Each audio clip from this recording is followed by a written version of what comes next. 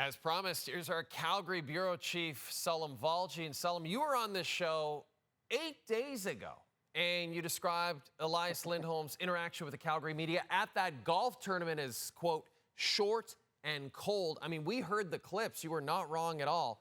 But it sounds like he was a completely different person on Thursday. Just what was different about his demeanor, and why do you think he was so much more open with you guys in the Calgary media?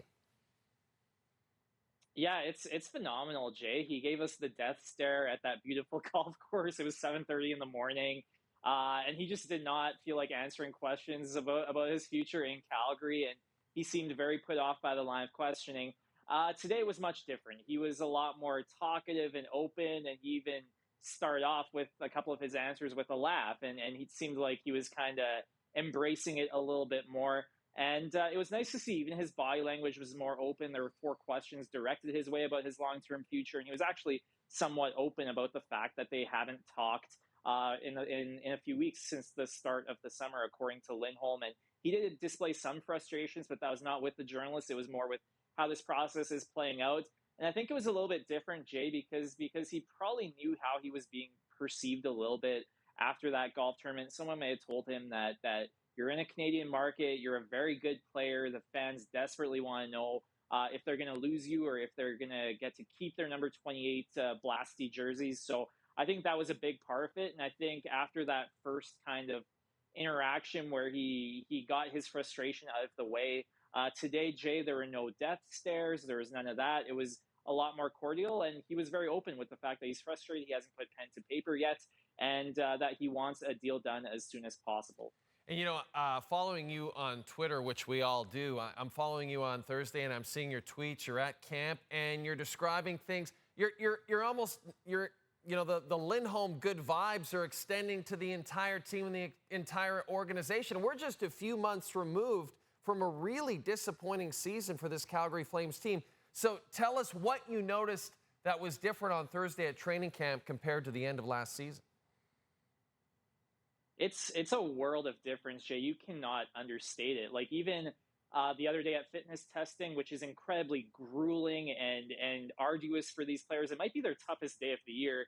And Jacob Markstrom, for most of the last season, was just not particularly chatty or engaging with media. Even when we would run into him at the Saddledome, he just did not want anything to do with us. And there's only 3 reporters at fitness testing, but Markstrom had just completed this grueling exercise, and he walked out and he runs into 3 reporters, and he actually took the time to chat with us, asked us about our summer.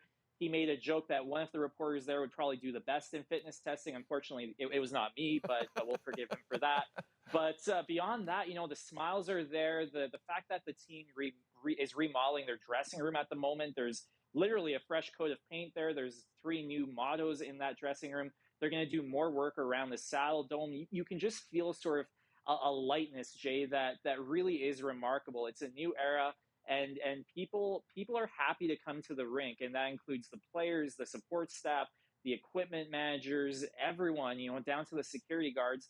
Everyone is enjoying coming to the Saddledome again, and people are smiling. There's positivity, and there really is a ton of enthusiasm, and it is not possible to understate how different the mood is now compared to the end of last season. And Salim, how much do you attribute Ryan Huska being named the head coach? I know he was there as an assistant for the past few seasons, but now he's in charge. How much of an impact has he already had on this organization?